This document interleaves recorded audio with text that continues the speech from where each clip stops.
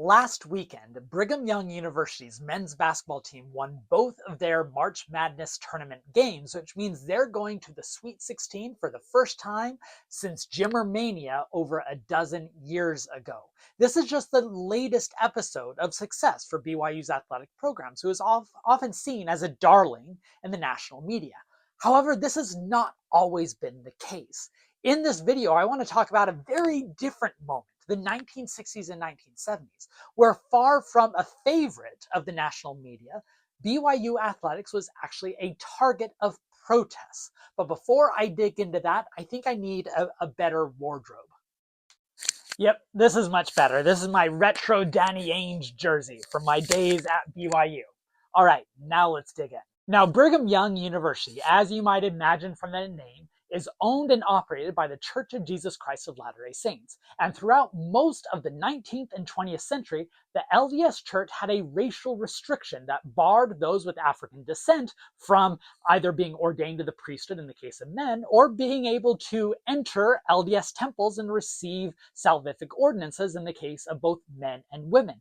That policy had direct consequences for Brigham Young University, or at least the anxieties behind those policies, because LDS authorities, including the prophet and the Quorum of the 12 Apostles, were terrified that if they had an interracial student body at BYU, there would be interracial sex, which was actually one of the primary causes for the racial restriction in the first place. So the BYU president at the time, Ernest Wilkinson, was often told by the Board of Trustees, which was the LDS presidency and the Quorum of the 12 Apostles, to not recruit Black athletes for the sports teams, nor to register BYU or Black students to BYU. Now, they could admit some students, but they'd make sure they wouldn't get scholarships, or they'd do all they could to persuade them not to go out, because they wanted an all-white student body. In fact, there is one LDS apostle, Harold B. Lee, who told Ernest Wilkinson, the BYU president,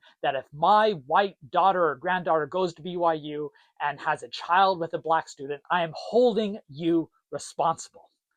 By the 1960s, the LDS Church was getting increasing attention due to their racial policies, and they were the targets of a lot of protests, especially by the NAACP. In 1965, for instance, there was an NAACP protest outside of Temple Square, which you can see here. But the target was often the church, not BYU. This changed, however, in 1968, that April, a week after Martin Luther King Jr. was killed. During those weeks, there were a number of protests and riots throughout the nation due to the clamor because of MLK, the beloved civil rights leader, being killed. And so student athletes at the University of Texas, El Paso decided to boycott their upcoming track and field meet with BYU. As a result, those students lost their scholarships. And among those students who lost their scholarship, by the way, was Bob Beamon, who later that year became famous for obliterating the world record for long jumping at the 1968 Olympics. Even though those UTEP students were punished, they opened the floodgates for more protests against BYU. So starting in fall of 1968 through the spring of 1971, there were dozens of student protests against BYU sporting teams. Whenever the football or basketball team would travel around, there was often agitation. Sometimes this was done with university support. Sometimes the students who were protesting got punished by the universities. One example of a university supporting their students, Stanford University, decided to cancel some of their games with BYU.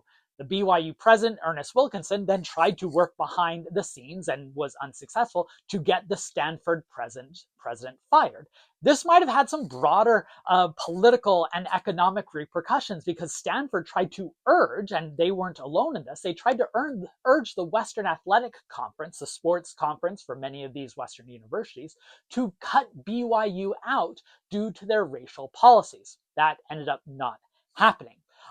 Another prominent example from this time was the Wyoming 14. In the fall of 1969, 14 Black Wyoming football players urged on by the Black Student Union at the school, decided that they wanted to protest their upcoming game against BYU. So they approached their coach and they said, we want to wear a black armband against BYU to demonstrate that we don't agree with the LDS Church's racial policies.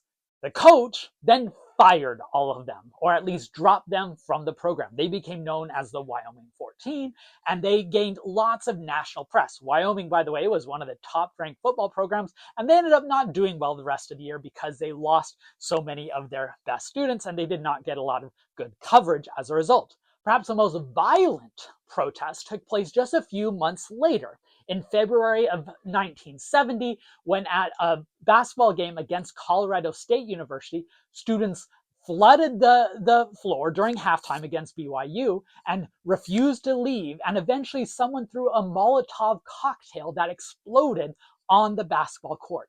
Things were definitely getting quite tense.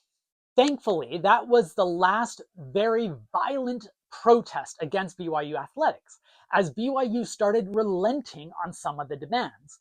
Ernest Wilkinson, the BYU president, was able to get some concessions from LDS authorities saying, hey, this is going to continue until we enroll more Black students and recruit more Black athletes, which they start allowing. So by 1973 to 74, the football and basketball teams are featuring some Black athletes. By 1976, a Black student is elected student body president at BYU. And then, of course, in 1978, the LDS Church rescinds its racial restriction, a topic that has lots of broader cultural context going on, but it's important to note that the attention on BYU was at least one of the factors. In fact, BYU was under federal investigation for failing to abide by the Civil Rights Act, maybe a topic for another video. But since then, once the LDS Church rescinds its racial restriction, BYU starts recruiting Black athletes and enrolling Black students.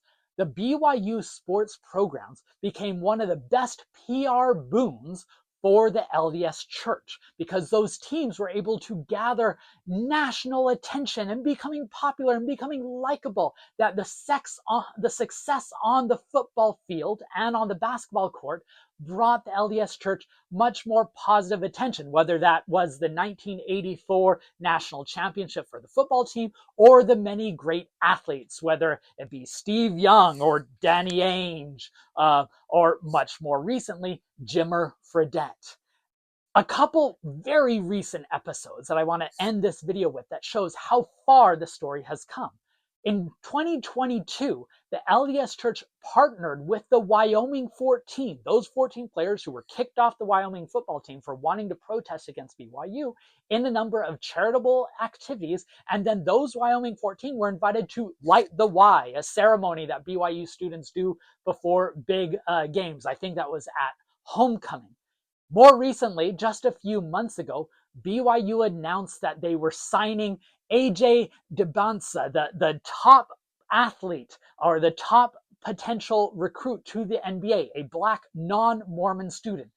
A concept that would have been unfathomable a couple decades ago, but that shows how much can change over a couple decades and how BYU athletics changed from a pariah in national culture to something to celebrate.